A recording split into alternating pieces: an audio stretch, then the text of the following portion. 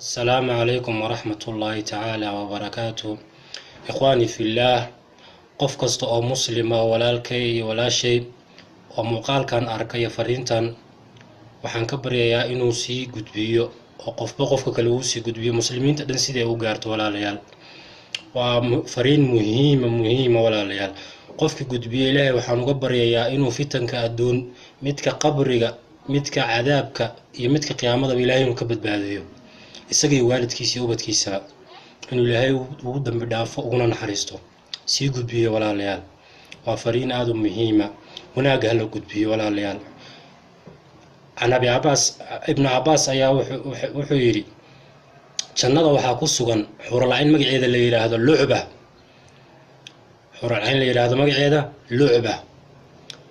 xuralayntaas wuxuu yiri law basaqat fil bahri, haday badda haday candhuuf ku tufto la cadba ma al bahri kullahu yiri.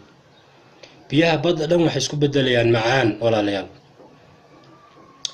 wuxuu yiri maktuub calaa naxrihaa, qoorteeda waxaa ku qoran man axaba an yakuuna lahu mithli, qofka doonaya inuu anigoo kale helow falyacmal bidaacati illaahi caza wajal, ilaahay daacadiisa ku dadaalo walaalayaal. walaal gacali, walaalkayga mu'minka ahow iyo walaashayda mu'minada ahay, qofka caaqilka ah oo caqligiisu shaqaynayo meesha la rabo inuu shaqaysto waqtigiisa inta badan uu geliyo oo meeshaas walaalay meesha la doonayaa.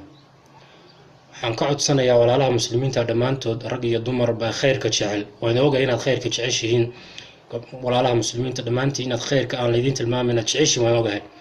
qofkii fariintan gudbiya Ilaaha subxaanahu wa tacaala waxaan uga baryayaa inuu fitanka qabriga, midka qiyaamada iyo midka qabriga iyo midka qiyaamada iyo midka adduunba Ilaahay inuu ka badbaadiyo isaga iyo waalidkiisa iyo ubadkiisa Ilaahay inuu naxariisto ayaan Ilaahay uga baryayaa. walaalayaal sii gudbiya, khayrka aan ka shaqeyno, dacwada inaan ka shaqeyno, taas balan haynoo ahaato, aan ku dadaalo inaan dacwada ka shaqeyno.